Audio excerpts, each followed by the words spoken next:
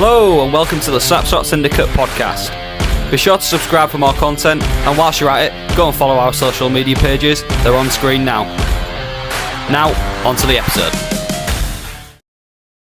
Hello and welcome to this week's episode of the Slapshot Syndicate, episode 22. This is a bit of an unusual one, isn't it, lads? We're back. Just the three of us, no guests. I know we're a bit of a letdown this week. Yeah, it feels a bit early in this, doesn't it? Being sat here doing this again. Yeah, I'm used to now being sat there. And we're all just on the interview screening. But yeah, how we doing? Yeah, good mate. Not too bad. I've been enjoying the off season, to be honest with you. Yeah, We've been keeping busy, haven't we? So yeah, definitely. It's been good to get like some further insight into those players that we pay good money to go watch every week, and see how human they are and stuff like that. Obviously, we've got to thank you guys as well for tuning in and getting involved with that. Without that, I don't think we have the opportunity to do it, do we? So, no. Yeah. What about you, Az? Oh. Yeah, not too bad, mate. Getting there. Enjoying what's happening at the minute in this off season. I know we've sort of mentioned it in a few of our interviews so far. It's meant to be rumour season, and it's been far from that, which is they're good for the league, good for the sort of getting back into the motion before the season starts again. Shall we get into the episode?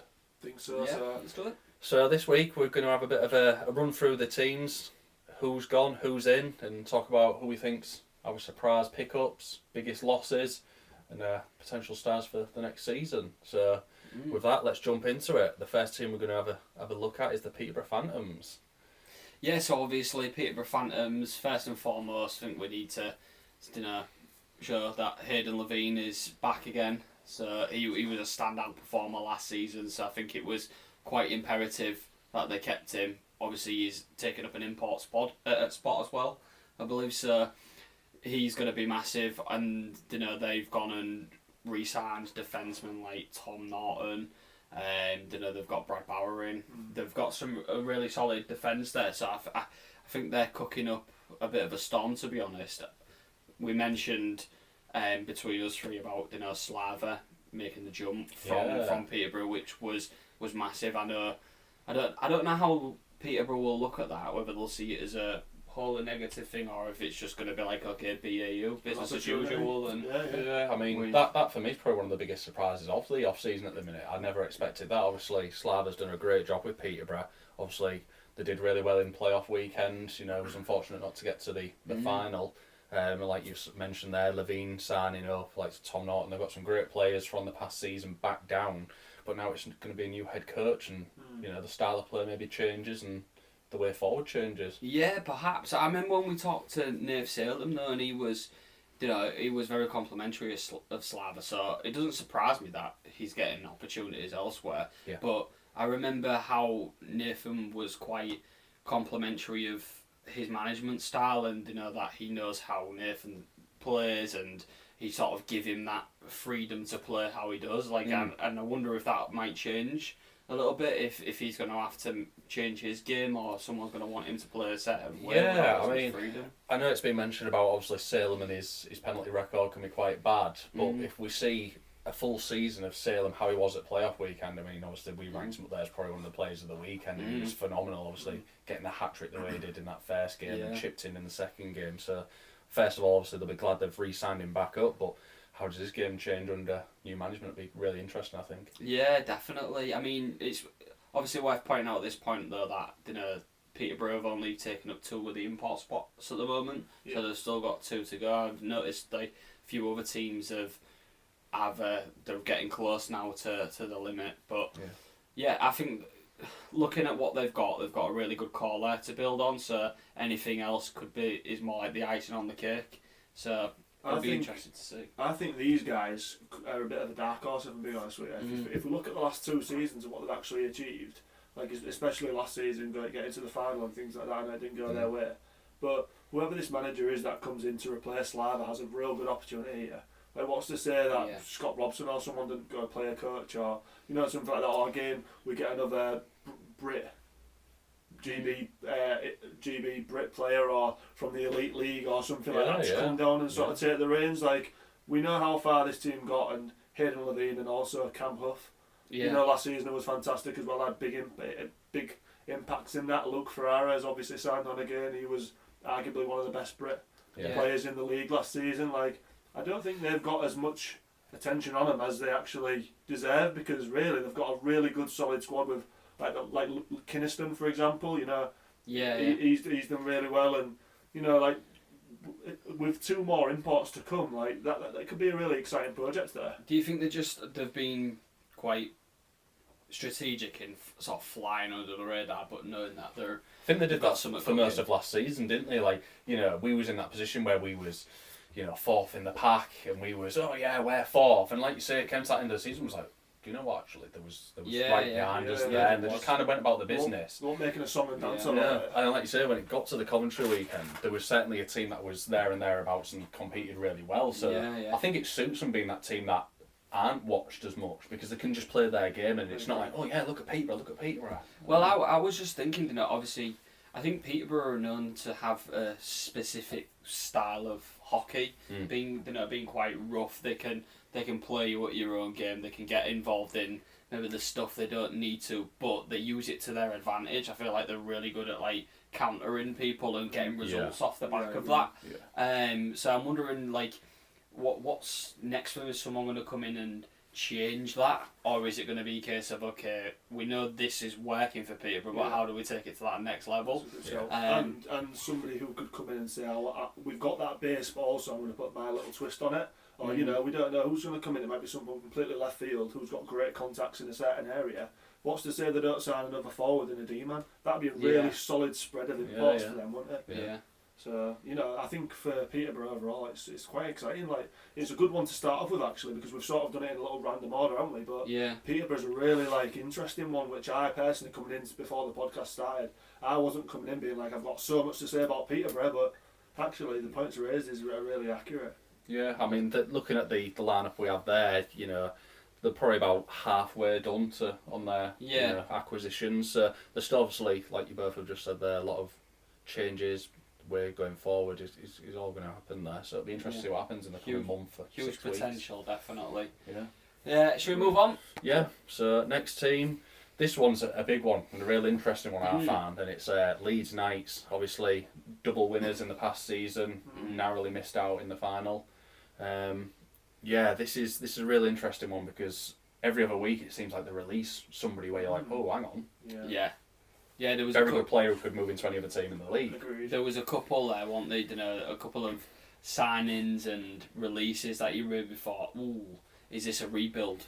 Well, this is it, and I know after the playoff weekend, Aldi said that, you know, they're going to change things up a lot this season. And you just thought, like, well, 3 or 4 maybe the imports maybe changed slightly, but it's not. It's completely just gone. You've been with us for 4 years. They're not willing to let things get old and stagnate. It's like, thanks for your service 4 years. We've achieved a lot. Now we need to evolve, change our game. The point you just made there was so accurate, because initially when it was announced that McMullen and Barron weren't going to be returning, and he said, "Oh, we're changing it up," that's the first thought. It was like, well, he's saying that sort of because there's players. It's out of their control, sort of thing. But actually, as the pre-season's gone on, and they've said, like, for example, Boas has gone. I think it's Ethan here. It's just been announced as gone, and a big one as well. Like, it may not be seen as a big one for other people, but I think definitely Harrison Walker. Absolutely. You know, like we spoke to Sam a couple of weeks ago, and he had nothing but big praise for Harrison, didn't he? And said, you know, he's thought of the future of the Leeds Knights organisation in goal, and. I just think that move for Harrison, wherever he goes, is going to be a step up. I think he's too good to be a backup netminder. Level, completely 100%. agreed. Yeah. You know, a good goalkeeper always needs minutes on the ice, and unfortunately when there's something like gospel in front of you, you can learn a lot from the training. That's it, innit? So is that game experience. It's evident that he's learnt a lot from gospel, but you are right, lads. At what point do you fly the nest, sort of thing? And you know, it's not going to be beneficial for Harrison probably at the moment to be backing up for the next 2 or 3 years. He's at an age now where he sort of needs to grow his own. Yeah, I mean, how old is he? Is he quite young? Don't quote me on this. I think he's around. Is he around 21, 22, 23, So something like that. It's probably the right time in it for him to start getting. He needs to maybe develop his own game by being on the ice. You know, like you say, he could have a couple of years where he plays, and then he might go to being a backup and learn from somebody else. Yeah. Wherever he goes, there's going to be a big pickup for any team. I mean, look at Gozzi. Gozzi said himself he was like a late sort of bloomer to it, wasn't he, really? He said he was late before he sort of got that real quality and confidence in his game. Yeah. So that only comes with, you know, having bad games, having good games. You learn on the job, don't you? So real potential there for him. But going back to Leeds, it's a bit of an interesting one. Obviously, they've made a couple of signings already. That was a bit of a interesting one, picking up the likes of Sam Cooper. Sam Cooper's a big one, from Sheffield. That was a big one, and Pagozzi. Yeah. Another one that was picked up. So they've got a couple of players there which have raised the eyebrow a little bit. You know, they've left teams, and you wouldn't have thought, destination Leeds really, but Leeds have gone in and picked them up. So really interesting. I like. I mean, they've got some of what you would call their core, aren't they? Indeed, they've got Jordan Griffin. They've sort of kept him there. They've got Kieran Browning. They've got Mac Hallett. They've got Ollie Endicott. So you can see it. They're looking at that and thinking, we've got a core to build from, so it's good that they've got them signed up, and maybe with the experience of like Kieran Brown, he's probably going to have a word in Ryan Aldridge's ear and say, we've played against X, Y, and Z this season, and if you want to play this style of hockey, this is what you need. So, who knows? Sam Cooper though, fantastic pickup for a young lad as well. Like he I think he's around 22 as well, but. A lot of people were raving around him in Sheffield, and it's quite tempting for a player like that to stick about in Sheffield in case he gets an opportunity for the Steelers, for example. But absolutely fair play to him for going, no, I'm going to back myself and I'm going to go get a spot in this team. And I think he's definitely an Aldridge player, isn't he? Do you two, would you say that Leeds are sort of having to be slow and methodical in who they pick up because of the expectation that the fans have what's on the team and what they've achieved previously? Because they don't seem to be posting a lot about, we're getting this player. They sort of seem to be a bit offish, but when somebody's there, they are on them straight away. They know who they want. Yeah. And I think this is, again, coming down to the expectation they've got themselves, and I think they know the quality of the league's going to jump up. Yeah, so I think they're just like, instead of just jumping in and back to this sort of pool of player, oh my god, just sign people so you've got an actual roster. They seem to be taking the time and trying to get it right. I think you're right. I mean, we'll come on to this in more detail about other teams that maybe we're looking at and thinking, they need to start making some signings.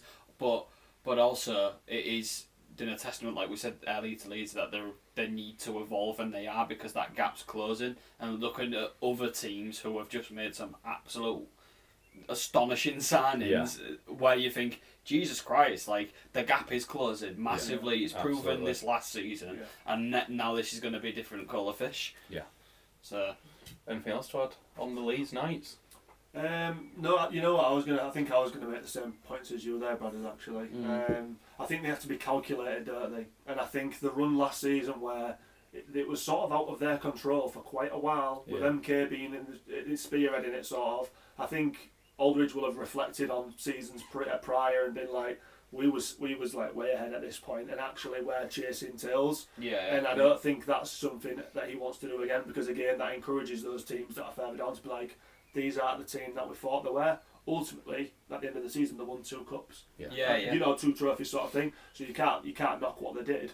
But the fact that they've lost Buesa, for example, and this is no disrespect to him, but replaced him with Pagozzi, you know, like that's quite good, isn't it? And you know, those players that maybe was playing on the 3rd or 4th line, but actually getting someone in from Swindon who was close by and on the 2nd line, for example, like, you can't win to that really, can you? So I think calculated and methodical is a really good sort of like term to use, what we've discussed there, because Aldridge is sort of, I think, letting other people show their cards before he gives his hand away, which I think in his position where there's a lot of pressure on him is probably the right way to go, isn't it? Yeah, I think you've nailed that, mate. So next team in the list, this one's another quite interesting one. Obviously going back to sort of the GB and how we're going forward with elite league players. So it's going to be the Swindon Wildcats. Obviously they're quite stacked out at the minute, especially in the forward department.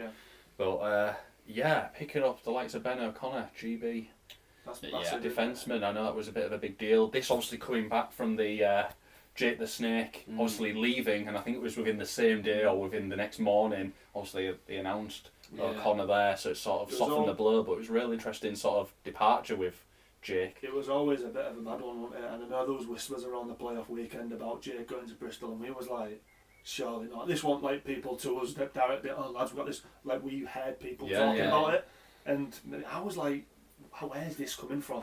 You know, like why would he choose to go to Bristol and things like that? No disrespect to Bristol, but that was based on their season last season, obviously. But yeah, when I think they've absolutely nailed that, where he's obviously been tempted by something and gone, and obviously we'll go on to them, but to replace a marquee player like that with another marquee player but in a different area, you know, marquee player, the position or not, it's a big player, and he's going to be massive for him, isn't he? Well, I mean, I've seen on like social media some grumbles from, you know, fans who's got different opinions on their signings at the minute. Some people are of the opinion that what they've got currently ain't good enough. But when you look at that roster so far, I would say it's pretty solid to begin with. You know, you mentioned picking up Ben O'Connor. You know, they've got a solid D-man in our man Tyler Blues there.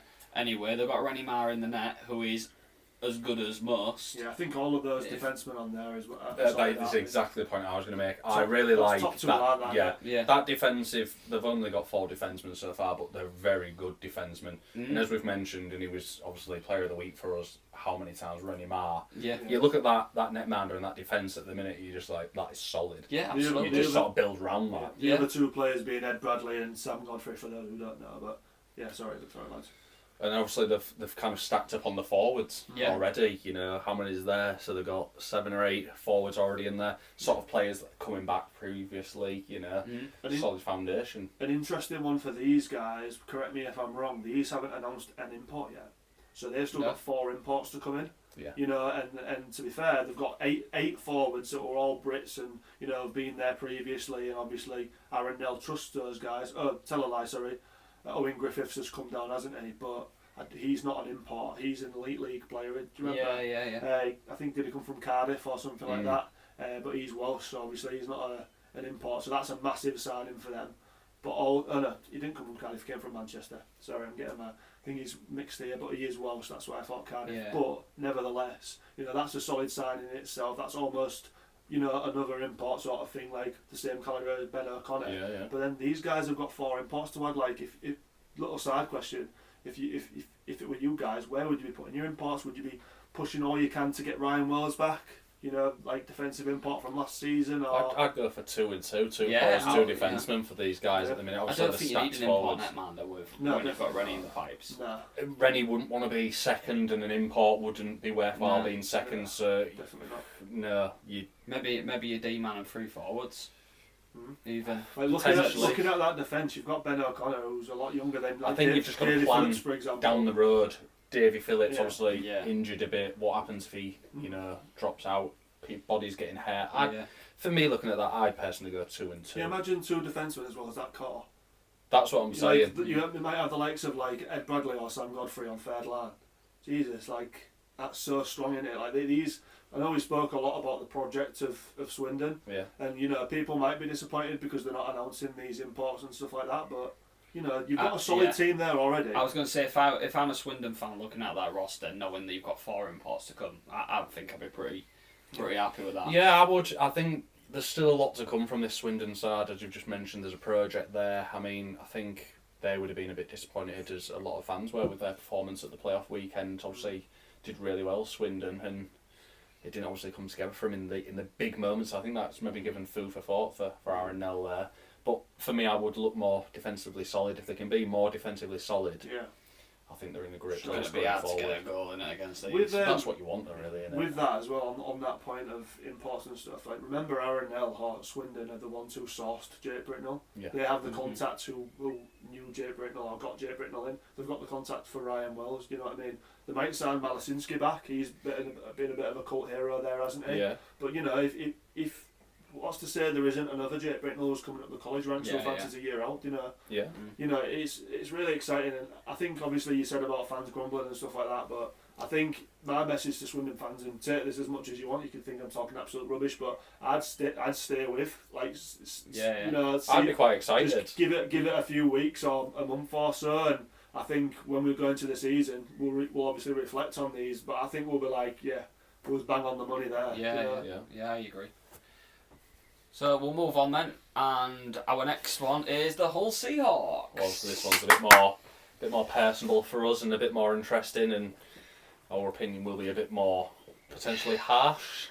Yeah, probably. So harsh based around the fact that we care so much about this club. Yeah. And, we've got a bit of insight, so get your seatbelts on, guys, because you're in for a bit of a ride here. Okay, so let's start first and foremost then with.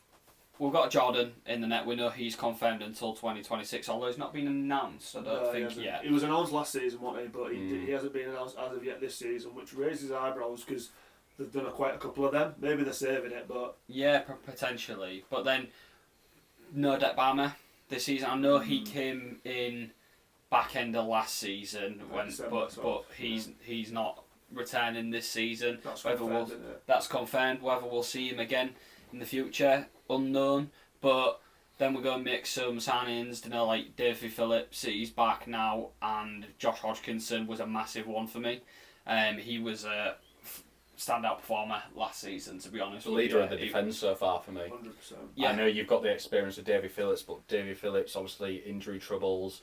Will he come back healed better? Who knows? At the minute, no disrespect to anybody else who's in there, but Josh Hodgkinson is the main man in that D for me at the minute. Yeah. I really rate him. The way he throws himself in front of pucks. Oh, yeah. And, it's just a monster. He'll have his gloves off for anybody. Yeah. Some of the big games against Leeds and stuff where he was class on it. And he got some goals. He actually scored as well. Yeah, you know what I mean? So, yeah, big signing that for us. I really liked that one. Can we just touch as well on Tommy Spraggan as well, a youngster who came in and did impress at times with us last season. I know it was a bit of a difficult one because he'd be at Billingham as well, like one night, but I saw him at Swindon, and I touched on this previously, and I thought against Jake Bricknell, he partnered Dek Barmer in that and went straight to first line, and I was a bit like, no disrespect to him, but I was like, what's going on here? And he was really solid, so he could be one for the future that sort of could impress this season, taking that step up from the North one, but...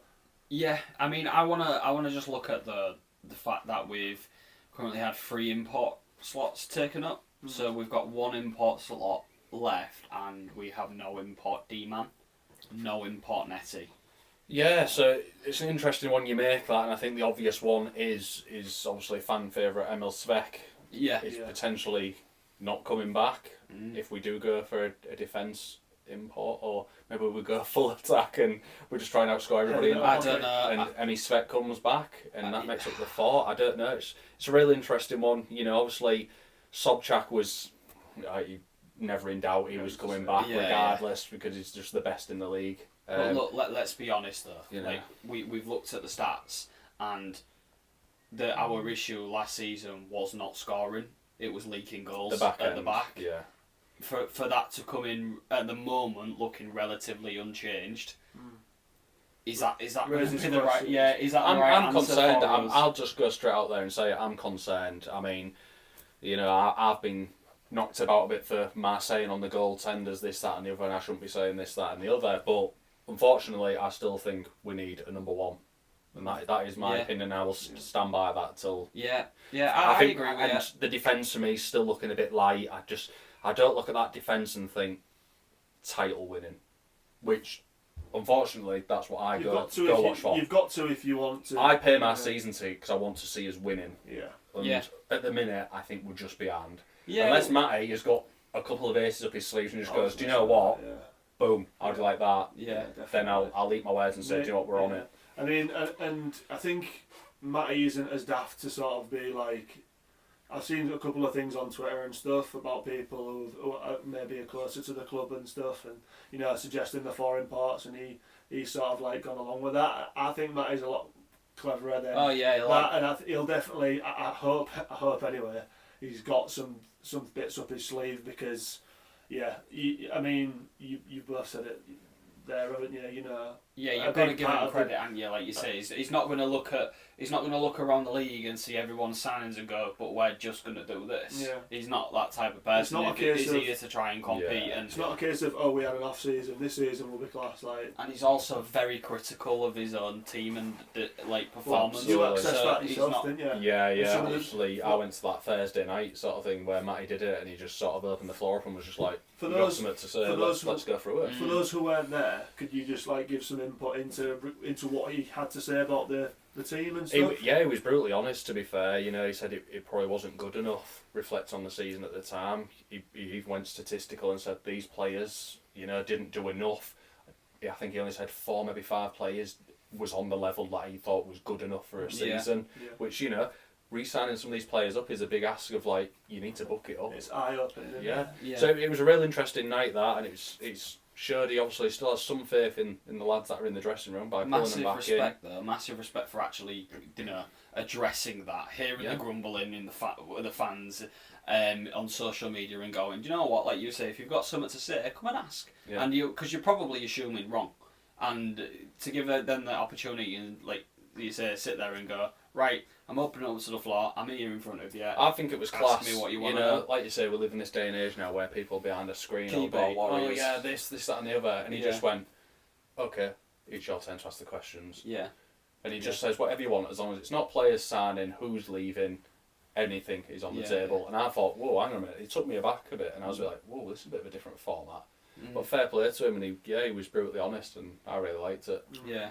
So back into the team then, should we talk about some of the forwards? Let's talk about some of the people we have got signed up at the moment. So some of the Hull lads, we've got Lee Bonner, Bobby Chamberlain, really glad to see both of those back. I think they're great signings. Deck Jones has re-signed, one of the first ones to be re-signed if I remember rightly. And then we've got Hewitt in the team, which I absolutely do think is instrumental to us succeeding at some point. I think he can pull some strings there, and he's gonna have some big shoes to fill if he ever leaves. But then Johnny Corneal, retaining him, we have been the first to admit that when we first signed Johnny Corneal, we was a bit unsure. Yeah. We was a bit unsure about him. We didn't really know what to think about the decision to start. Yeah, exactly. Whereas seeing him through the course of last season and in some of them important games the way he performed, I'm glad to see him back. In all honesty, and then we'll come on to our new signing. Yeah, Geordie Stallard. For us, I don't think much knowledge on him other than sort of what's on elite prospects and bits and bobs like that. Elite league player last season, but previously an NIHL draft, a 5th round draft pick for the Winnipeg Jets. So obviously there must be something there. I think he's quite well travelled as well. He's been sort of a few different countries. I think he's played in Germany and obviously played in the elite league last year. But from what I've heard, he's going to be a really good player at this level. And he was a good player in quite a bad Fife team last season. Yeah. So while they were getting pumped, he sort of looked like, he's quite decent. Yeah, actually, face value stat wise, he didn't look great. I think it was 16 points total last season in 40 odd games. So it was 6 goals, 10 assists. Face value, you're scratching your head a bit like, oh, what we signing here? But you trust. Been wrong before, haven't we? Yeah. Well, I wanted to go back to this about Johnny Corneal. That Thursday night when Matty opened the floor, I could tell straight away from that night that Johnny Corneal was coming back, because out of every player in the team, Matty couldn't have said any more good things about one player. Yeah. You can tell he loves Corneal, and he mentioned the fact that the poor bloke, I think, had like a groin injury for over a month, but was still playing. Yeah. And this was during the playoffs, and I think in one of the playoff games he was like instrumental to us winning a game. Yeah. So a big credit to him for that. But yeah, Johnny Corneal was class. We was wrong about him to start with, so we stick by Matty and trust the process. Yeah, trust the process. That's exactly. I couldn't be happy with Johnny re-signing though, to be honest, lads. I think there'll be a lot of Corneal shirts in the next year, won't there? He well and truly earned his stripes. And big season for Chamber. Yeah, Bobby's Bobby. He's a renowned goal scorer at this point. He will always score goals. He will carry his emotions on his sleeve, and he will carry us through. We just hope, although his discipline record was a bit better this season, he had those few moments where it went over. And, personally, I'd love to have seen him stay on the ice towards the end of the season, get us through the playoffs, and also he brings that passion, doesn't he? Maybe you need in absolutely. Moments, Actually, based on his social media and stuff, you can see that he's been in the gym loads. Like he's very serious in stuff. I think he'll have a fire in his belly this season personally, and he could be in for a good shot of being one Well, next year. We'll leave Seahawks there, lads, and we'll move on. Otherwise, we could be here all night. And we'll move to a team that's not made many signings at all now, and this is the Romford Raiders. They've only got 5 players signed on at current, which is a real interesting one, really, because I think we've mentioned and we've talked to, well, I know you talked to Sean Miller about the season they had and exceeded, in my opinion, getting to that cup final. And they did pretty well in the season, but starting slow at the minute with signings. Yeah, maybe they can't get signings because everyone's going to Bison. You know what, you say that though, but I think there was 2 or 3 players who left the Raiders to go to Basingstoke. So you are actually bang on the money. But yeah, I'm not too sure about this, if I'm honest. If they don't start making signings soon, I can see them being a bit of a walkover next season. Yeah. Looking at what they've currently got, and that this isn't to take away from that individually. These players are really good. Realistically, if that's what you've got on your roster, can you see results? Yeah, I mean, you'd probably be quite happy with that on a normal off season this early. You know, you still have to remember we're only 5 weeks past Coventry weekends. It's still early in the summer yet. But I don't know if they've expected things to be like a normal summer, and it's not. Yeah. You know, as we've mentioned, other teams have just gone, we're not having rumour season this year, we're just having signings straight from the off. Yeah, 4 import slots open, there we go. And they just seem to be a bit behind the game at the minute, and I don't know if something's happening behind the scenes or whatnot. Well, Leysham's just gone, hasn't he? So obviously, and I think they've, correct me if I'm wrong, but the Romford Buccaneers manager's just gone up. Yes. I mean, it's an interesting one. Is it taking time for him to sort of adjust to be like, what kind of budget do we actually do? Like, how many times has Romford Buccaneers had to go out and look for an import? Like, you know, there's quite a few factors there, isn't there? Like, I know obviously they've got staples there. So Jack Cooper, he's just had his testimonial for the Raiders, I believe, and you know, so he'll have been there for ages. So that's obviously a signing that we'll be really happy with. And Jake Sylvester and Chi Anderson are both players that we've all discussed last season. And Ewan Hill, actually from Bristol, who had his best season so far, I believe, last season for Bristol, but actually decided to move back to Romford, which is an interesting one. And you know, when they've got players like Britnell and again players people who will go on to coming in the door, you know, there's an opportunity there for Romford. Why not try and get yourself some minutes? Currently no netminder confirmed. So it begs the question of, you know, what are they currently thinking? Yeah, it's quite difficult to talk about Romford at the minute because, like you said, there isn't really even, well, there's one line aside from having no goalkeeper. It's a really interesting one, this. And for Romford then, let's, instead of talking about the signings, let's talk about what they need in terms of signings. 20 players. I was going to say, let's start with a full line. Probably a few more players. Great shout, that. No, but I mean, it's difficult to say. With 5 players currently signed on, you can't.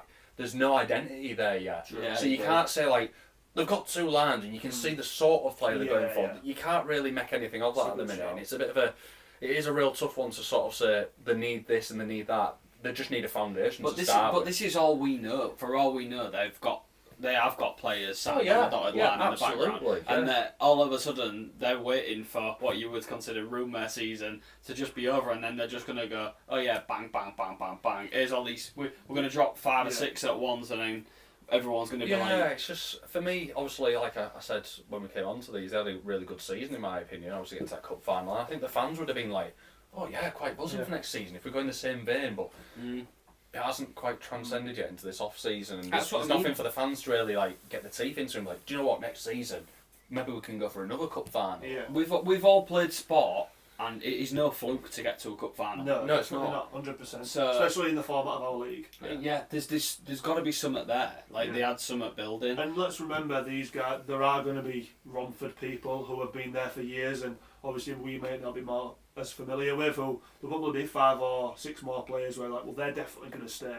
Yeah. But sorry to interrupt you there, but you know, at the current list or climate of it, it does look from the outside looking in a bit. Yeah, on the edge. Well, I think we'll leave that one there, and we'll just see how it plays out over the next. Yeah. Just before we move on from these, Romford for you guys, if you're a Romford fan, would you take an important A next season or not? Based off last season with Ethan James and I really liked Ethan James. I personally really like Ethan James, but do you think at the moment should that be a tempting one for them? I don't know. Let's say so they've got one import D currently signed up. Jarrett Baker. I'm not sure Romford will have the firepower going forward without having 3 import forwards. It's a good shout. So And I Ethan think is solid to be. I think again it comes down to you just can't see any structure in that team as of yet, and that's what it comes down to. It's easy to say get an import netminder and then 2 forwards. but it's not enough, is it? No. So On to the next. This one could be one of the biggest ones of the summer so far. Like I mean, this. this one, Really like this one. even at the helm to players who have signed on, and it's the Sheffield Steeldogs. So I think first of all, before we mention who signed on there, Slava coming in as the main man, top dog.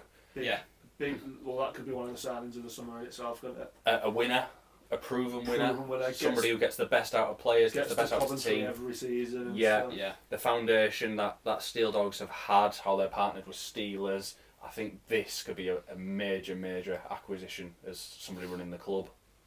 yeah, I'm really interested to see how this one plays out. So obviously the signings have got Walker Sommer, Ivan Bjorkley Nordstrom at the moment on a 2-way with Steelers, but they're huge signings. When Ivan's going to be available and Sommer on the same line potentially, I think they're going to be a force to be reckoned with. Yeah, so and also Ben Morgan back in there. Yeah. I think I said to you too when it said that he was potentially leaving or he stepped down, didn't he? I was just like, I'd have him in that be experienced, good 100%, defenseman, and then to see him stay on, I was a bit like, See you, Jack. Yeah. but even goaltender as well. Well, Steelers netty. Yeah. So we've obviously got a bit of experience there. Well, with good netty. he came from Manchester Storm, He didn't he? did. But he's gone on a 2-way. But Alex Oldale, I tell you what, he'll be great. At our level, at national, he'll be a great keeper. And remember, you got to remember, Steel Dogs have the likes of like Greenfield and stuff like that. So the chances are Alex is going to be playing a lot of games for the Steel Dogs this season. And I think no knocks on Curtis Warburton last season because I think he also played well. But can you imagine those two as a duo? Alex Oldale and Warburton, like that'd be amazing. I do just want to jump in here because we've just I feel like we've just slated Romford a bit for only having like 5 players signed on, and Sheffield only have 5 players signed on, but you can see different calibre. And I didn't want to be That's disrespectful, but no you can disrespect, see like the players they've got there is a bit like, woof. They've already got a decent goaltender. They've got CJ Garcia coming in defence, Ben Morgan experience, and the 2 forwards they've got signed on. You're already like, well, just flush around that. You're happy, aren't you? Really? 100%. I can see the appeal for Steel Dogs, obviously because of that 2-way Steelers thing. Yeah. But we talked about this last season, and that can either be the making of Steel Dogs or it can put them under. Like I think that's why. Yeah, exactly. Well, we've that, already like, seen it, haven't we? With Sam Trembler, obviously. Let's not sort of beat around the bush with this. Yeah, this was a bit of a real. This is fan great, would be but gutted. if in one night you ain't got Bjorkley Nordstrom and you ain't got your netty, they're both on a 2-way with Steelers. You ain't got them. All of a sudden, it does strip some the of that. dynamic changes a little. Absolutely. I suppose it does, but I don't know. I think for the good of the game and for Sheffield wanting to almost win at everything, they've got to back Steel Dogs and just be realistic. Yeah, like, of course. If they're a Ivan, unfortunately, you're only probably going to get out 3 minutes tonight on our 3rd or 4th line. You're better off going and playing 20 minutes with You Steel don't see many Dogs. fans there, do you? That's because in the Steel Dogs arena, from watching streams and stuff, there doesn't ever seem to be that many people there, and that's because they've got the Steelers. Yeah. So I think they need it, but Steel Dogs also need their identity because we've said this before. There are still fans paying for a season pass to go and watch Steel Dogs. To my knowledge, it's not a case of you've got a Steelers pass and you can go watch Steel Dogs free of charge. I think so. Which in which case I'd probably be like, fair enough. They've just thrown a team in that league. Because I do agree with you. Like, I understand obviously as a business, like the umbrella and everything under that umbrella. Steelers comes first. But I would have kept Steel Dogs in there, like blue colour, kept their own identity, like what you've just said, and I think fans was happier then. Like the attendance for Sheffield has dropped unbelievably.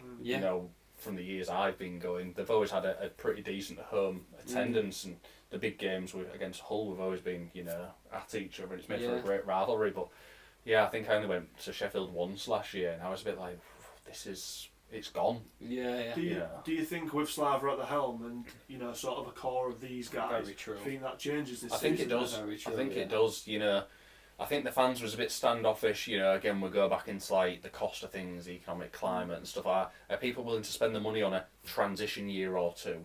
You know what I mean? For the love of the game, you'd rather just think, I'd rather spend my money at Steelers. At least I'm going to watch a I'll solid go twice team. a month to Steelers and 4 times to Yeah, Steeldogs, 'cause you know it's going to be. Yeah. And also transition where you've then increased the import limit, so you're going to be paying more wages is a big thing. This is, in my opinion, for any team in the league, this isn't a rebuild season. This is a we need to go and win something season. You've increased your import limit. You got to make a statement. You can't just be chasing the pack, which we could say about certain teams. I think Steeldogs are too good and have got a decent history where there shouldn't be like 6th, 7th. Yeah, I agree. You know, there was times when it was Hull Pirates, it was Hull and Sheffield at the very top. Yeah. You know, they've got that history and there should be a team that's up there and they should be well supported, in my opinion. I think if they play it right this season and again put their home games like Fridays, Steelers play Saturday and a home game maybe on a Sunday, you know, just play around it. I think if you start getting a team that's really like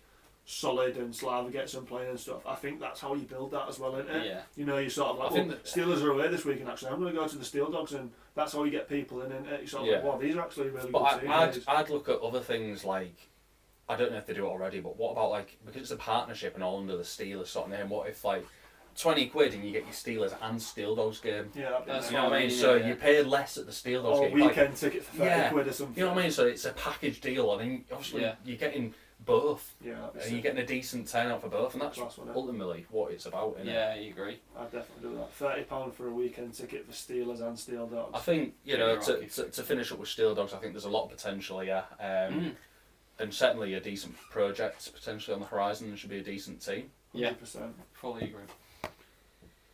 So, Telford Tigers then.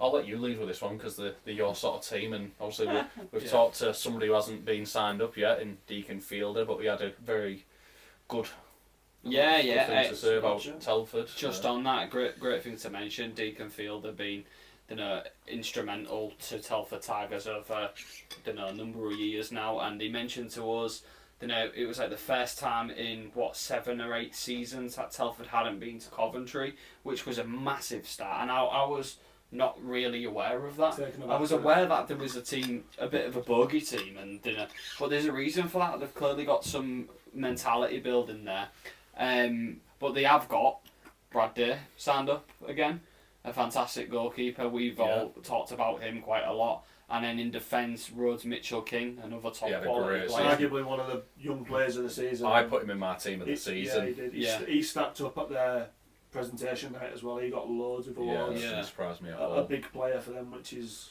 really important. Yeah, but fantastic. They're great signings in my opinion for Telford.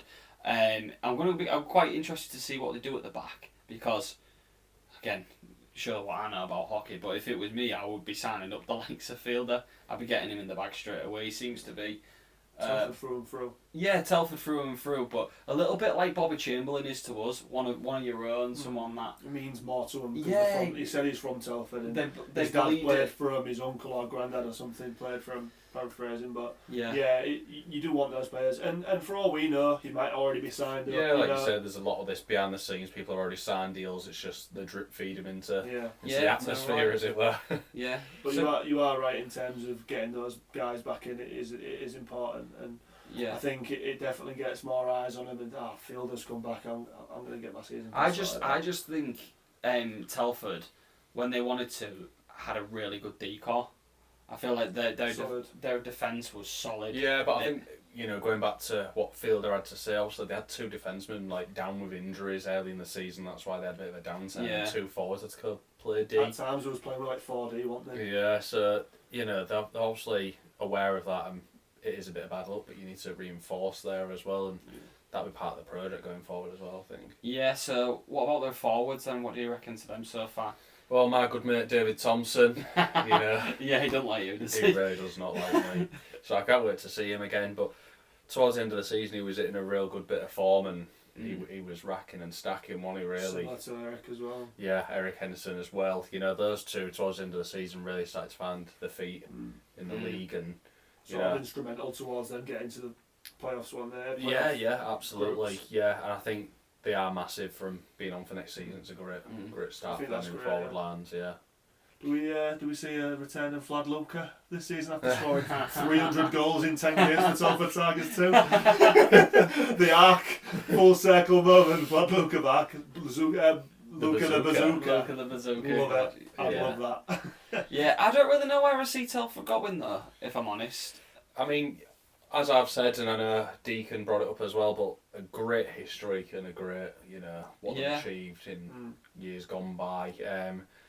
I'd like to see them return to a bit more glory, maybe not overtake us, but the Telford Tigers of old, where they are hard to play, but they can win and win on the big nights as well. And I think that's good for the league if the likes of MK and Leeds, do struggle to go to Telford a bit more. That's what, because again, I know we're talking about Deacon a lot, but he was saying, they've not been necessarily the most skilled team, but when they show up, they can prove that they're probably one of the hardest teams to beat in the league. They took points from some very big teams this season. So, I'm not too sure what I think gonna solve their puzzle. Definitely an import D-man, I'd say, at the moment. They've got two import forwards, so they've got 2 import slots left. Don't think you need an import netminder with Brad Day. No.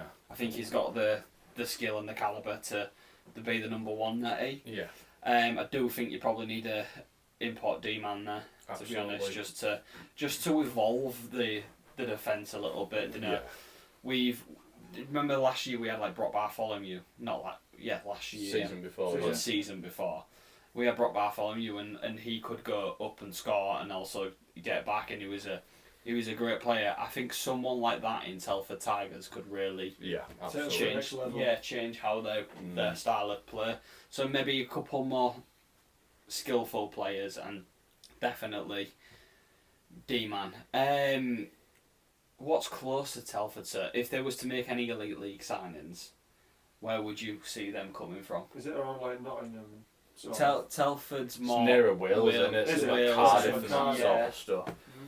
So I don't know, because it's the other teams in that area as well, isn't it? Like if you're a decent sort of Elite League player that's dropping, no disrespect for Telford, but you would be probably looking more Swindon and Bristol. Stuff like that. Yeah, potentially. With the money and going next door. Throwing money around, apparently, I don't know.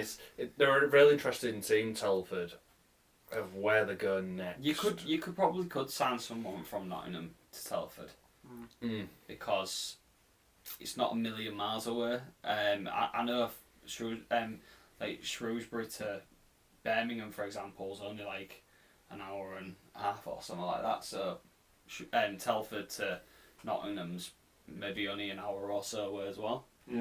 I don't know. Interesting to see how that one's going to play out though, to be honest with you. Yeah, shall we leave it there for the Telford Tigers? So the next team we're going to look at is the Solway Sharks.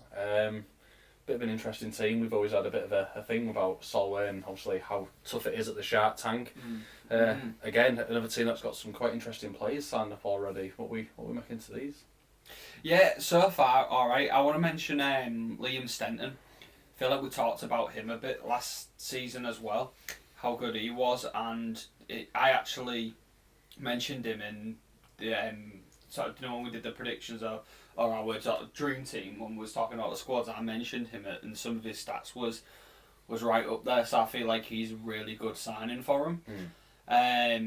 Jordan Marr in the net, which I know you're a big fan of there. Yeah, I really like Jordy. He's a class goaltender, and I'm sure they're more than happy of having him between the pipes again. He's a big winner and he's won a lot, really. Yeah, but then they've signed forward Cat Hamill. Yeah, that's a good sign. Isn't it? When he left MK, I think all of us was like, he's going to Bristol. Because obviously his brother's there, there was money, he's just won the playoffs. We think, I personally was like, he might make a step up to their second line this season, but to go to Solway is a really interesting shout. But also, in the same breath, if you weren't being offered that by MK, you're going to be on third line again, but Solway coming in being couldn't be a first, second line player for us. It's a big opportunity for him at his stage in his career. Yeah, we said that would have been happy for him to join Seahawks. Yeah, 100%. You know, he's a good hard grafting player that gets around and puts himself about. So I think that's the sort of player that really fits the Solway sort of setup.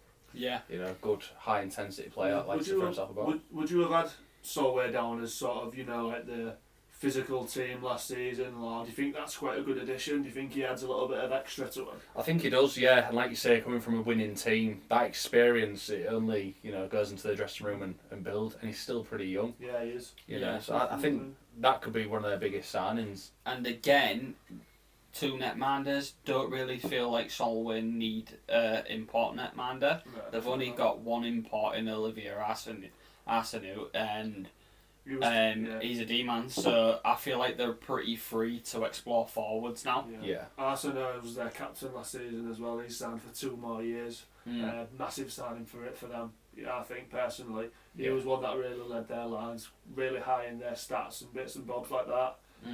To have an import as a captain, I think is a good shout, especially with someone who's been there for quite a while. And yeah, I think that one must have been one that the guys at Solway wanted to nail down straight away. So I think personally that's probably one of their best signings. Also, Kel Beattie, I think, is a massive signing for them. Yeah. Real young kid, but the amount of minutes he played last season for Solway was a joke. He looked right at it. Ahead of his years, and He's massively ahead of his years. He played for us a slight bit, didn't he, a couple of seasons ago, and even then he looked class. But in this Solway team, you can just guarantee he's going to be on first line or second line, racking up their minutes on penalty kills, power plays, all of it. He's a stud, I think. Yeah, so obviously they've got a nice amount of signings, got 9 or 10 players already signed on, mixed between everything. I mean, they've got 2 netminders, so that's pretty much shored up. 3 defensemen, 4 forwards, good foundation. Just need to add a bit more depth and maybe just that bit more quality that comes from imports, maybe. Yeah, Nolan Gardiner is a notable one though. He's departed, hasn't he? He was announced earlier in the season. That's a shame for them. Him and Dunbar had sort of like quite a good thing Partnership going, didn't they? Obviously Dunbar's not been confirmed yet, and I'm sure Solway would like to see him back, but the fact that Nolan's gone's a bit of a, you know, punch in the gut in it. Like, I think they need those. They will rely on their imports to get them points worthy. And at this point, it's hard for Solway because you'd like to. We keep going 2 and 2, don't we? Like 2 defence, 2 forwards. They need points. So do you sort of go? I'd go 3 forwards. And get your points in and. You know, sort of try and back it up with solid defencemen because I don't think they're lacking. Like, there's quite a few Scottish boys about him that, you know, who would like to play for Solway and stuff like that. And obviously Glasgow's in the area. You know, there's a lot of talk about people stepping down and stuff. And also a Fife, you know. Yeah. Scottish team who didn't have a great season could play for us and have a better season here. Loads of minutes, like. Yeah, obviously they didn't do too bad. Narrowly missing out to Telford with the experience for playoff positions, but I'm sure they'd like to see themselves pushing for those playoff spots and like you say, those resources that are on hand to fill that team out. I'd go 3 forwards, and I think that there could be a good enough team to push in them playoff spots for the coming season. Definitely. Yeah, I would go 3 forwards as well, so it's going to be interesting to watch that one play out. I think if you Solway, given the season they had last season, you're not looking to be top of the table this season, but you are pushing for playoff. I think that, you know, they might not want to say it in public, but I think they would like to say this season, lads, this is playoff season. Let's make playoffs, that should be the aim for everybody at the minimum, shouldn't it? Yeah. So, next team, and this one's the one everybody's had a bit of an eyebrow raiser to, and this is the Bristol Pitbulls. Where do we start here? Because it seems like every week they're pulling out a starting where they're like, phew. You know, like... Well, obviously, you know, there's some great players in there. The biggest one was obviously the 100-point man, Jake Bricknell, moving from Swindon to also Bristol. Also signed till 2027 as well. 2 years. That's interesting. It's not just coming for a year. They've signed an import for 2 years there. Yeah, you know, we're talking about a team that finished bottom of the league, you know, so for some of the pulls that they've had here, he's a bit of a, whoa, hang on. Yeah. Something's got to be cooking on it there. To attract these sort of players. It's going to be interesting. I noticed they've got Reece Cochran in the team, which is good. No netminder signed up as of I yet. think this is going to be an import job. Yeah. I genuinely do. Yeah, I do. I think, you know, they've put a bit of money into the forward lines, got some decent experience in defence, and I think they'll bank on as weird as it sounds, I'm going to throw it out there. Max Wright. Mate, I was exactly going to say the same thing. It would not so surprise. Much sense, doesn't it? Yeah, a very good Class goaltender. goalkeeper. And I think he would slot straight into that. 100%. If he's up for another year in England, why not? Why wouldn't you? Yeah. That'd be really good, really good. But let's go further into the defenceman. Obviously, Josh Batch. Yeah, exactly. That's a hell of a signing, that, isn't it? Yeah, that is a really good Cardiff signing. Devils last season, again another one that's been in or currently in GB. Massive signing. Well, he is, because he was just part of that squad who just won gold, wasn't he? So seen it, done it. That is a massive signing. And again, a statement of intent by Bristol to sort of be like, yeah, we're going to attract these big players. Come play for us if you want a bit of it. But also, they've sort of like re-signed players that have been there last season as well, which is kind of nice. Rewarding people like Cam Hamill, for example. Yeah. I think he got player of the season last season because he wasn't scared to put him down and got his best scoring season sort of thing. I think actually, don't quote me on this, but I think he outscored Carter last season. Got more points than Carter, which is brilliant. Or he might have outscored him in terms of goals. But regardless, it's nice to see them, sort of given another opportunity to sort of stick about and do that. They've also, I don't know if you've seen too much of these guys, but they've also signed 2 youngsters who a lot of people have been singing about. One of them being Owen Smetham, so Reese's brother. Mm-hmm. He's just been playing in America, I believe, and just come back. A lot been said about him to be like, a really decent young player. Yeah. And also Dawson Williams, I think he's in the same boat. I think he's just been playing in America too. So again, they're just picking these players up who are Brits, but got the overseas to 2028 as well. Yeah. So what's that? 3 seasons? Like when's the last time you saw something like that? Like that's a real statement. Big commitment, that, yeah. But if you're a player that's like 20 or something and they're throwing 3-year professional contracts at you. Nice one. We'll take that, won't we? Yeah, I think this is the roster to try and beat this season at the moment, and they've only currently signed 1 import. Crazy. Yeah, I personally wouldn't say the roster to beat. I would say the biggest surprise and the outstanding team for signings at the moment. They'll be better than 10th, 11th, whatever. I don't think they'll be that good of a team. I think they're putting a lot into the team at the minute. I think it'd be a lot to ask that this team can suddenly pull up trees. My opinion. Do you think that these are going to be the team that are going to climb the most in terms of table positioning next season? I think they're a team like the likes of Sheffield, Romford, Telford, Solway. I'll be worried like, these could actually push us in one of those with the spots likes in of the Bristol playoffs. in your team. Yeah, in general, I think, no disrespect, but again, Bristol and Bees, a lot of people just looked at them and just went, they're bottom 2. We've only got 1 team left to worry about. Other than that, we're in the playoffs. It's almost guaranteed. So ends of the spectrum, innit? Bees have gone the other way, and obviously withdrawn. Bristol have gone a completely other direction and ploughed into it to go, we can't finish here again. Yeah. So we need to put into it, and that they have. So this could. I know we've said this about our team, but this really is going to be interesting to see how it pans out. I'm really excited for the season starting to see how they do perform, because if they start picking up results against big teams early on, they could be on to something. Yeah, so it's just whether they can obviously withstand it and go the distance. That's the main thing. Innit? Yeah, they have got some good players that have been there, won it, and it'll be on their backs. The likes of Josh Batch will be there, so just like calm yourselves down. Yeah. It's a long season. Yeah, exactly. If we keep the momentum going, we might end up somewhere. Yeah, 100%. But yeah, a real interesting story with Bristol. It'd be interesting to see what the team looks like now and come opening day. In a month's time or something. Absolutely. 100%. And does that leave us with 1 team left? No, we've got 2 teams left. Let's go with the newcomers last. Yeah. Let's go to the reigning playoff champs. Yeah, Milton Keynes Lightning. So, well, the first thing is what do you do when you've just won the playoffs? How do you reshape the team to then push that onto winning the league, the cup? Mm-hmm. From looking at these players that they've signed, they've almost identified those key players, haven't they? They've signed Headley and Kerlin, who was obviously a great tandem when Kerlin was in goal. He was more than worth his money, sort of thing. Yeah. Salisbury and Nags were brilliant, but for me personally, I was such a massive fan of Malik Martelli last season. That 3 defensive core there is fantastic. And obviously all you need to do is look at the forwards, the likes of Jordan Cowney, Sean Norris, Grinnell Park, Corey McEwen and Rutkiss. Again, a solid 5 there of, you know, players that were really important to them last season. Yeah.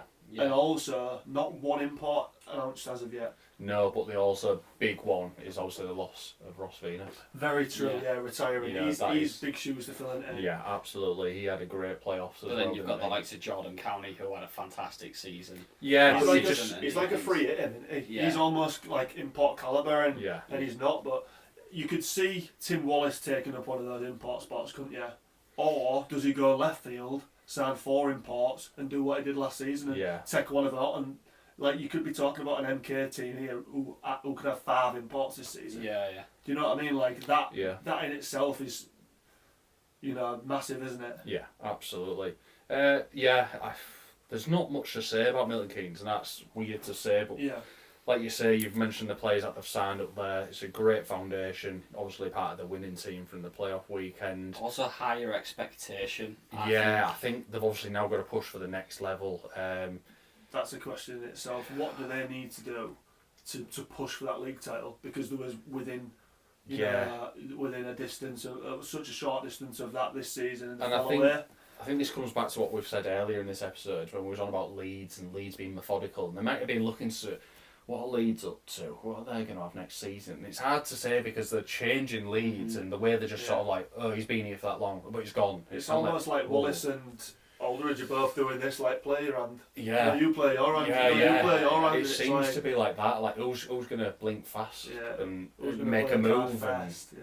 It's a really interesting one, this. Obviously, Milton Keynes will have a very solid team, that's without a doubt. How it looks towards the end, as we just mentioned, no imports as of yet.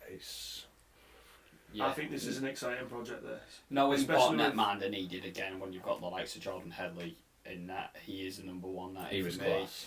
Defenseman, probably need an import, but I think you can probably go 2 and 2. Yeah. I would potentially. With the likes of Norris and County, you can't you? They're real good value for their money and stuff. I think it's just depth for Milton Keynes. Do they get the points across all their lines, or they're going to be banking on a top line to carry them through? I think that's what they have to consider. Correct me if I'm wrong. There wasn't really a player last season for Milton Keynes who was like 100 points. No, there was nobody who was right up there. Does that extra import add that? Yeah. And sort of push them over the line for a league title? Or are they happy splitting points around, you know? I mean, if you're getting points on the board, it don't really matter where it does it, but, you know... I think the way Milton Keynes have done that, whether it's purposeful or not, is the right way to do it. You should be spreading points because you've got to have that depth. With injuries or teams understand who they need to take out of a game, you know, if you've got one person 100 points, take them out of the game. No disrespect, but look at Swindon in the semi-final at Coventry. Jake had an off game. Let's not beat around the bush. And ultimately, you know, they really relied on it, didn't they? Lost, didn't they? Yeah. So like the fact that MK are sort of spreading him amongst, and he's getting the lines right, sort of thing. Tim Wallace is bringing himself into third line and sort of just oozing experience and stuff. You are right, Brad. It's great, but my sort of thing there was: do you add an extra forward who is going to get you the like? Let me throw this one out here. What's to say they don't go to Emil Speck? Come play for us. Come get 80, 90 points for us. Like that would be quite naughty. Does that push him over the line? Yeah. Do you know what I mean? Emil Speck with County and Norris either side or something like that. Yeah. Do you know what I mean? It's certainly interesting, and like you say, I think as we mentioned it's very much cards close to the chest, isn't it? You can't really see where it's going to go and how it's going to develop. It's a great start to what they've got. It'll be interesting, in the next sort of month it'll be really interesting to see how that sort of develops. So that leaves us last team, the new boys to league, the Basingstoke Bison, on their return. It's a bit of an interesting one, this, isn't it, really, because it just, without sounding bad, they've just picked up players from Bees and a few in the surrounding area and sort of brought them together. Obviously it's great that Basingstoke have joined with Bees leading the league, so it keeps us on, you know, the same number of teams in the league. Yeah. That logo is banging, by the way. That is elite, and if they go with a theme of black and green, I think it'll be absolutely.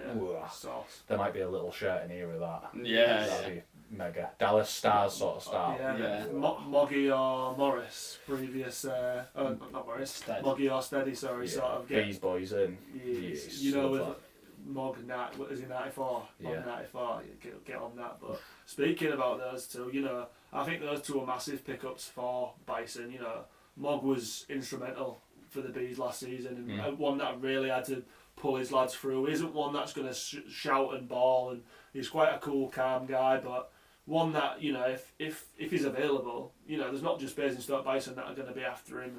You know, say for example he didn't sign for the Bison before the Bees went under, and then they did. You know, there's going to be more than just Bison there, and definitely Will Stead as well. I thought he had a real good season last season. Two players that led by example. Yeah, really.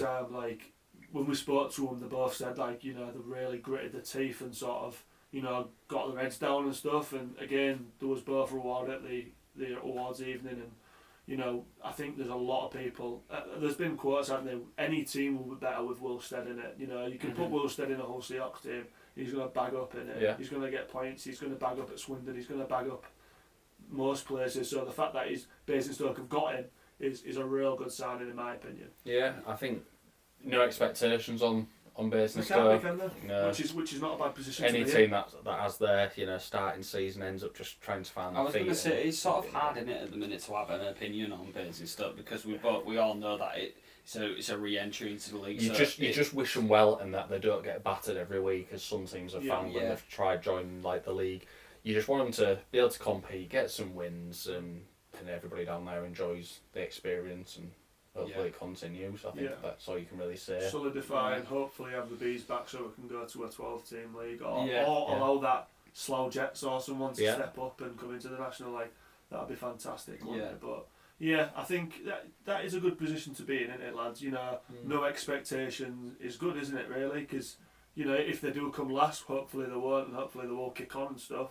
Then, you know, every other team have already got foundations. They've already got ways of playing. They've already got, you know, people to trust, and these guys are sort of having to build it back. But feel like we might need to have a bit of a night away and go see a bit, like go to Basingstoke. Yeah, definitely. Next season, that might be one of the games to go to. Yeah, I hope they can be the disruptor of the league. You know, they probably won't get any serious strings of wins going, but they might just crop up with that. Or they've just beat Leeds. Yeah. You know what I mean? In overtime and so on. And if they're that sort of team, it'd be great to see. Yeah, like the Bees, weren't they? They did the exact same thing. Yeah, but a really exciting opportunity for them to be back, and the league's better to have them back, isn't it? Yeah, absolutely. You know, the organisation has been around for a fair while. Obviously rebranded with a new logo and such, but you always want to see those teams that have been around for many years back in the league. Like say, you want the Bees back as well.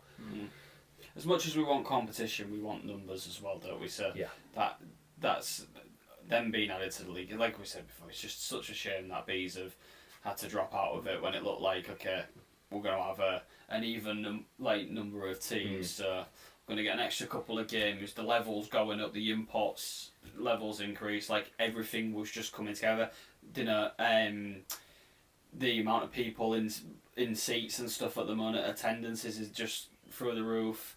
It's gonna be good for the league, and I think that given the reception they got at Coventry, Basingstoke, you could see everybody was buzzing to have them back, and be a very interesting one.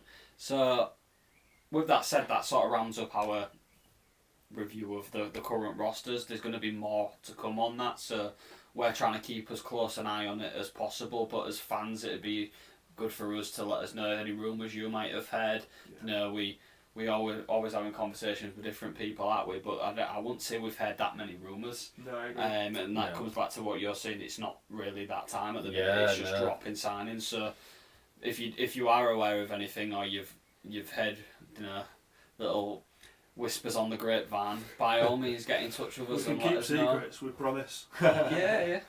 Absolutely. I think, you know, like you say, we've just rounded up our little segment there, but we're just going to finish off now with some quick fire questions between the three of us, which should make it interesting, and then it does throw back to the audience as well. We'd love to have your thoughts and opinions on these questions. Maybe we can upload the picture of them and get this back. We'll put the questions in the caption maybe, and then they can copy and paste it and fire those in. Absolutely. We'd love to hear what you guys think. This is one of the best parts of the podcast. Yeah, absolutely. So we'll jump straight into this then. So number 1 is best signing so far. Gotta be Bricknell for Bristol, hasn't it? Okay. That's... It's a bit of a, I don't know, I'd say best signing was something like Owen Sobchak. I know he was already signed on, but because of the season he's had, he is the best signing so far. Knowing that he's, I know we talked... Two different ways to take that in the best signing, is it like, what's your most surprising... He's like... What's your most surprising signing? Bricknell to Sobchak. Yeah. It's a good signing for them, but to return a Sobchak, I see what you're saying. I know I talked to you two, and I honestly thought like we wasn't going to be keeping Sobchak. I just maybe thought like we hadn't done him justice this season. Yeah. Like, I thought there's potential here. And more. I thought like a Leeds or somebody would come in and just go, you know what, why don't you go and play for us? Because I can imagine these had a lot of conversations with a lot of people. Yeah, so unfortunately, trying to have them with it. I'm going to cheat my answer and I am going to stick away with Sobchak. No, it's You want to read I think Bricknell's a great shot, to be honest. Yeah, he is, to be fair. Mine's a bit left field as well. I'm going to go Slava to Sheffield. For me, that's probably... In terms of an organisation, I don't think they could have asked for many more better managers out there, sort of thing. And let's be fair, he wasn't putting himself on the market and waving about being like, I'm available, was he? Like, No. Seems like he was quite happy there. But yeah, I think for the Sheffield Steeldogs to take that next step in the chapter of, you know, that organisation, they needed someone to spearhead that quite, you know, who's strong and who has his own way of playing and has a good track record. And I think if the Steeldogs got to the playoff weekend this year and reflecting on last season, that'd be a hell of a jump for them. And I think with their sort of players that they've signed on already, I think Slava's a real good signing for them. Yeah.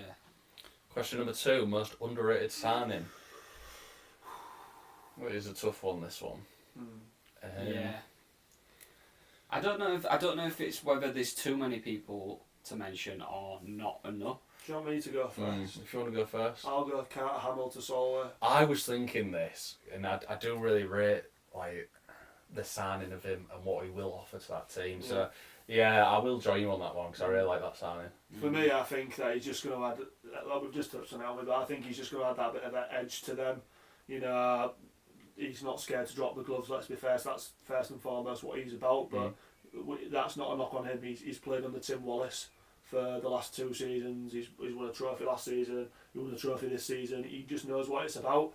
He's not too far from Belfast, where he's obviously from, being in Solway, so he's going to be, you know, I feel like he might be a bit more settled there. Yeah. Not that he wasn't in MK, but I just think this is an opportunity for him to sort of be like, I'm going to show the league what I'm about, not playing on third line, I'm going to go and, you know, be my own man.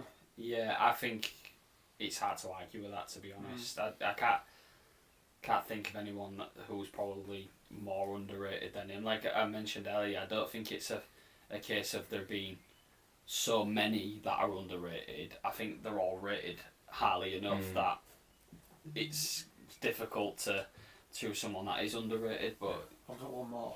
Go on then. Meant to be quick fire questions. Sorry, Johnny Corneal. No one think Johnny Corneal one of the most underrated? No? Underrated.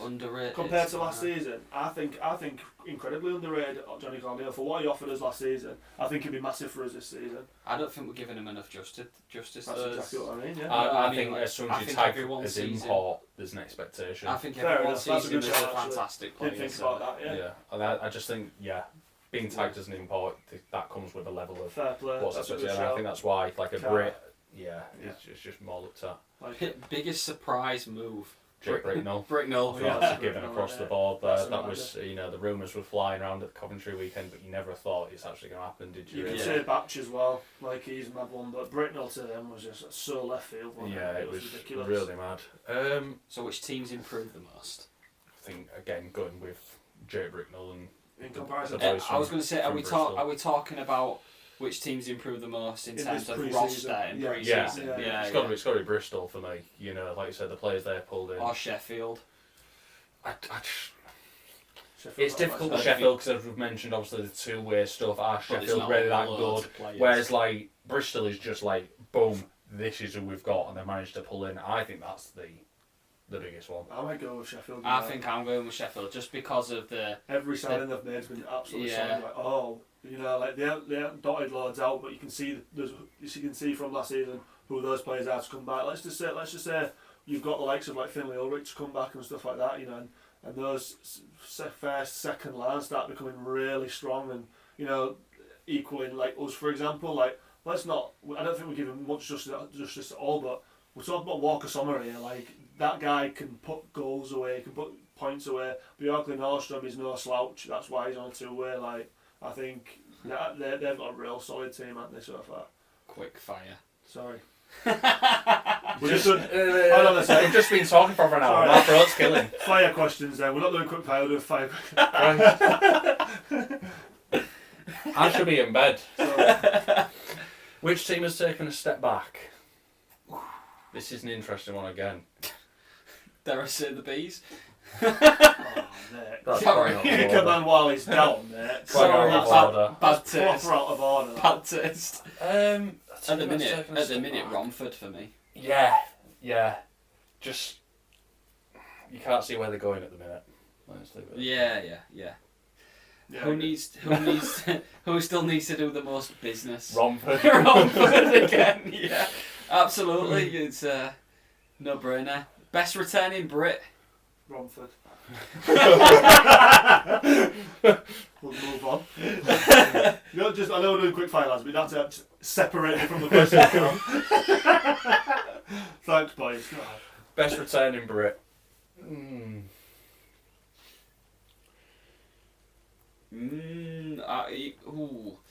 Maybe Dave Phillips, if he's fit.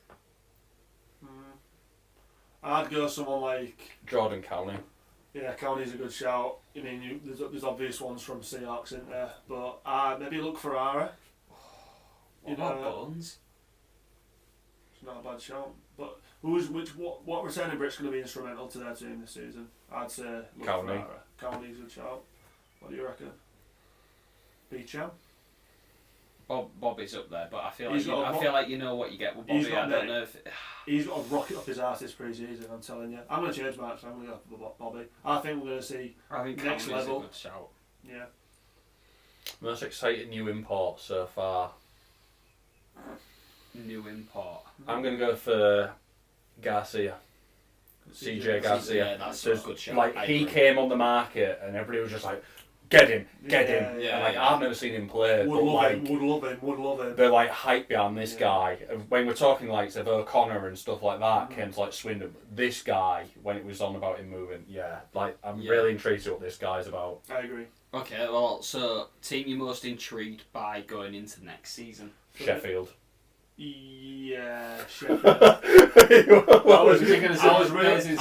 was like throwing it up between. I was gonna go straight away and say Bristol, but I am really intrigued to see what Sheffield do. And I think it's good with the Sheffield thing because obviously the rivals of us. Yeah. And it'd be good to reignite that real good rivalry. Yeah, so I like it for that reason too. 100%. What do you think? Yeah, it would have been Sheffield or Bristol. I mean, the thing I'm intrigued by as well is Telford. The team you're most Weirdly. intrigued by. Mine's Peterborough.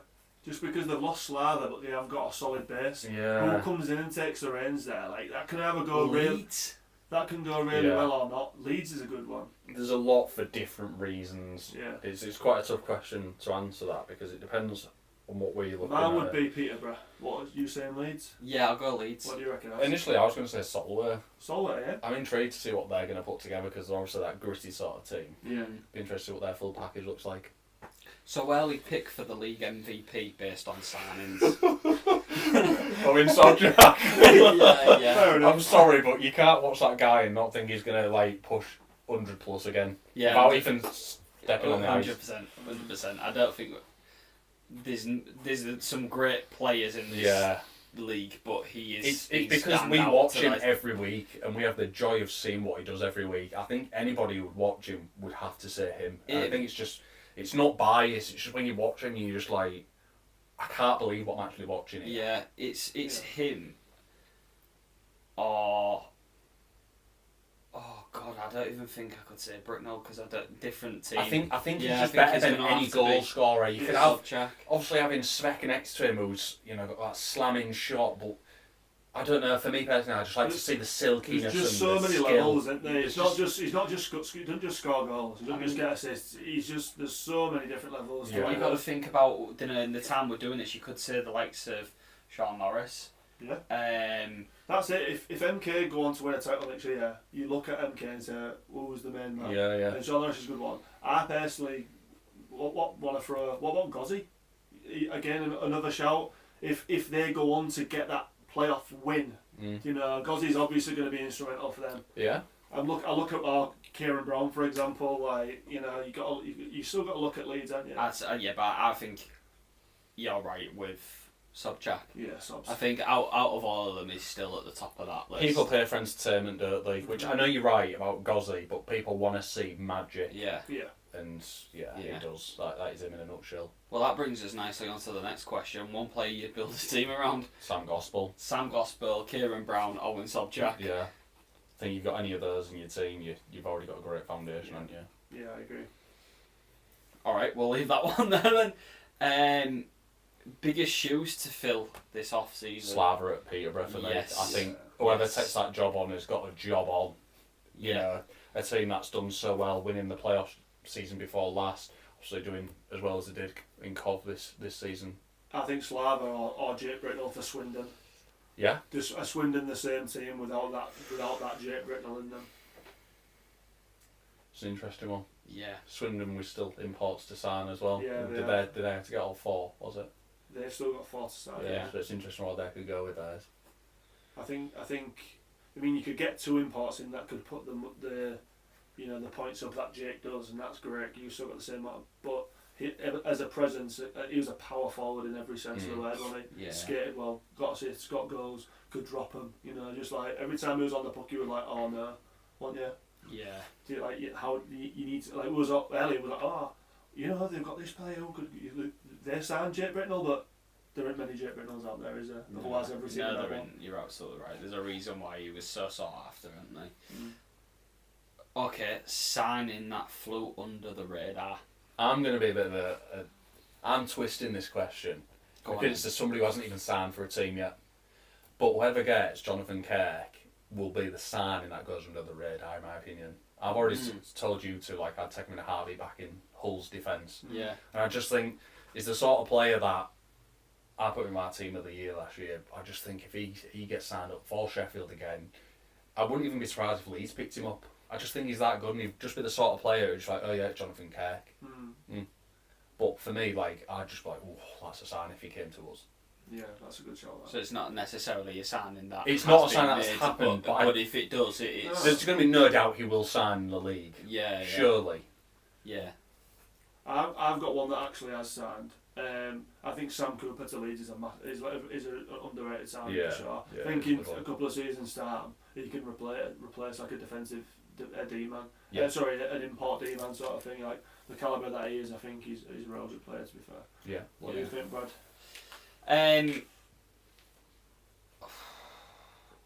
Signing that flew under the radar. Or a player that could go under the radar if he's signed. That could go under the radar. I think Cooper. Yeah. I think Cooper's a great shout. Yeah. Yeah, I'll go with Cooper. Best goalie move. This is a bit of a tough one, really, because a lot of goalkeepers have stayed the same. You could just say Sam Gospel, couldn't you? Yeah. I think whoever picks up Harrison Walker. Yeah, that's a class shout, that. Or Max Wright, if he decides to stay in the league.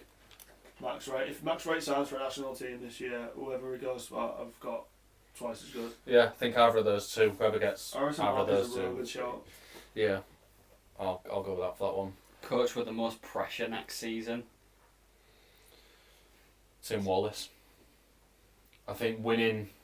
I mean, I'm not being funny out. In the end, they was really pretty dominant when they won. Yes, I can see Tim Wallace, to be honest, because it's like a now or never in it. Like, I think you've got to deliver on. We mentioned in the roster the expectation now of what comes next for MK, and I think the pressure's on Wallace to if they didn't win anything next season, I think that would be a bit of a step down. I think no they've real got pressure to be. on Slava, is there? Let's be honest, because No, you can't be expected to. get Yeah, into throw a a name team and into a hat. just... No, I think they're building something at Sheffield, and it might not happen this season, but it's what's next. I think MK. What about with Tim Matty? Wallace. Trust the process, aren't you? Apparently. Mate, we all trust the process. Listen, we all trust the process, but and you can't deny this. We took a step back last season. We did, and I was the first to say We it. got to a cup final the season before. Obviously, before that, we was Yeah. starting up and stuff. This season, arguably, we've either got to make a cup final or we've got to make Coventry to take a step forward.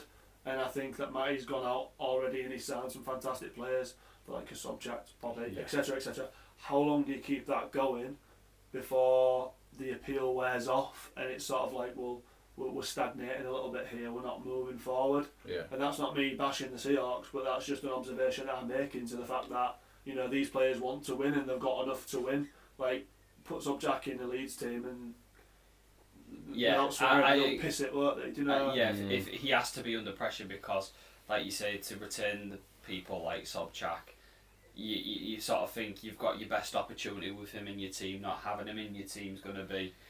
Not from people above him, because obviously he owns the club, but like fan-wise sort of thing. And It's probably pressure on him to the players, like you say, Sobchak, because Yeah. he's obviously selling a project or a plan to Sobchak, and how long Sobchak can be like, oh yeah, staying here to finish 4th or 5th, when I could go walk into Leeds, for example, Yeah. and be a top guy for them. when Sobs joined us, he said, these are the years of my career that I want to be winning titles, that's why I've come here. Yeah. And so far, we've not delivered on that, unfortunately. But, and obviously, he's only been here for a season and a half, but But we haven't done him any justice. No.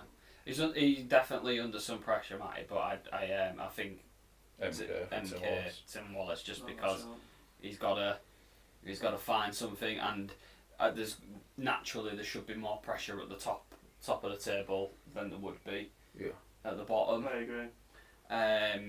Do you want to do that next one? It's a bit of a... Who's the next big signing domino to fall? So basically, if someone makes this signing, how's it going to shock? I think Emil Speck. That's it. Go on, elaborate into that. I think whoever picks up Emil Speck, given that he isn't, and if it's in this league, given that he's not signed onto a team, will be massive because he's almost guaranteed 100 points. And with that firepower he's got, I think you can put him in any single team in this league, and he will still pick up like 100 points. Yeah, I'll second that one. No, I'm trying to pick people out, but I think you've nicked the nail on the head there, 100%. Most fun potential line combo based on the signings so far. I think that's too tough, if I'm honest, because there's a lot of teams that haven't really, like... Gone in too far. They haven't got the depth in quality where, like, that is a joke. You know what I mean? No disrespect to players that have been signed, but it's kind of like... Let's go with Steeldogs, because they've only got one lad. Listen, This is why I don't think it's... If they get Ulrich on that'll be mega. That Ulrich with those lot, you can't really do it for Swindon because they haven't got any of their imports. This is what I'm saying. There's no, like... There isn't a top line, is there? You're picking and pulling. Even for us, you'd be a bit picking and pulling. Yeah, it's a difficult one to throw out. I think that's maybe your question to answer You could maybe do it in with a few Bristol. weeks' time. I think the closest probably would be Seahawks, because you'd have Sobchak, Bobby, and... Cordial. Yeah, I think that's the most likely sort of team you could pick one for at current. I think Hodge it's and Stallard Stallard might be an interesting one. Yeah, replacing Sobchak on first line, I don't think. But Yeah, let's move past that question because I think we could answer that later down the line. Yeah, I also don't want to do that one yet. I think that one's a bit Yeah, that needs to wait. Yeah. Which fan base should be the most excited right now? Sheffield Steeldogs. Steeldogs or Bristol? I think more Sheffield. Getting the coach that goes with it, and having an elite league goalkeeper. Although they haven't got a full line, you can see what's coming in each department. It's just like... I'm going to change my answer. I think Swindon. excited. Yeah, Go on. they've still got 4 import spots. Yeah, and you know what? Actually, they have got a really solid core so far. That's an interesting choice. Yeah. That's about it all. I think Swindon should be very excited for what's coming.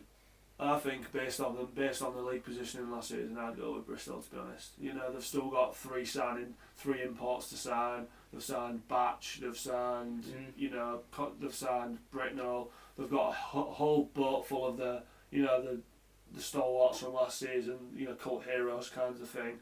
I think, I'm just excited every time Bristol puts them out. I'm actively looking at their page, what they're going to do next, and I'd go Bristol personally, based on last season anyway, when they was getting thumped 20 goals in a weekend. No disrespect. So last one then, boys. One ball prediction for the rest of this off season. So, anybody? Ball prediction for the rest of the off season. Now, on this we could go hockey in general or player signing. What do you mean hockey in general? Well, you could say Romford aren't going to be able to pick up a team. Oh, that's interesting. Okay. And I think they'll get a roster, but they could end up I don't know. Boldest prediction. Seahawks still get a main sponsor. You'd assume they would. I'll go mine first. One bold prediction for the rest of the off season. Matty sounds 4 forwards. Imports. Forwards. Yeah. Do you think? I don't think he gets a defensive import. I think he has something under his hat in terms of defence, and I think Matty goes 4 forwards, and fingers crossed it's heavy. Seahawks get a new number 1 keeper. Matty. I don't know what it is, but I think there's going to be something at Leeds which is going to be a whoa. Yeah. There's going to be a signing beyond any signing we've ever seen. Something like that, something ridiculous. Really, how have they even pulled that off? I'm not saying NIHL level, but somebody who's been properly decent. AHL or something like that. Yeah, and it's just jeez. That's a good shout. And I just think Leeds are going to have to cook something up. And I think it'll be them who'll make the boldest. What about something like one ball prediction for the rest of the off season? MK sign 5 imports, and I don't know. 4 imports and keep Tim Wallace as a off ice sort of import potential playing coach. MK start the season with 5 imports that'd be huge. That way. How would that work though? Would he be able to, if he signed 4 imports? He did it last season, didn't he? He had 3 sit on the imports bench. as well as it was bad at 4-1. It was sat on the side. You just don't address one of them. But if they're flying and Tim's managing, you don't need to get dressed. You don't need to dress. Does he? I think towards the end of the season he was doing it because he wanted to solidify the sort his of knowledge and experience position and stuff. He did it a lot in the playoffs, didn't he? Obviously he played in the final and stuff. And how instrumental was he? So so I'll go. My bold prediction is Seahawks go 4 forward, heavy metal hockey. Mine's going to be Leeds will pick up a signing that is beyond anything we've ever seen. Mine's going to be that Bristol still end up in the bottom 4. So for the off season they don't make the signings they need to push them on to the next level. I think there's potential where they're making big signings, but you mentioned earlier it doesn't all come together and it flops. Yeah, because you could have a really good stats first line. It's interesting. But they're all bold predictions. I'm trying to think of some others. No, well, we'll wrap it up there. That'll complete the episode for this week. Now we turn over to you. Obviously, you've heard our thoughts and opinions. We couldn't get anything right if we wanted to, so enjoy it. Please all opinions are our own as well, so no offence. Nobody gets too excitable as it's been known before. Please send us your opinions and thoughts on those questions and the rosters going forward. Thanks once again for watching. Anything from you lads? No, just to reiterate what you said there, mate. We'll get involved. We've got some good stuff cooking. There's more to come. There's going to be more interviews. There's going to be more collaboration. We're going to have an exciting delivery hopefully soon. There's still our giveaway to get on. Getting close, aren't we? And we're getting very, very close now to being able to do that, and we should probably do that live as well. Yeah. So there's going to be going to be a lot of interest, you know, for us trying to get that over the map so we can start announcing it. And yeah, just please continue to get in touch, stay tuned, and thanks for listening. Bye.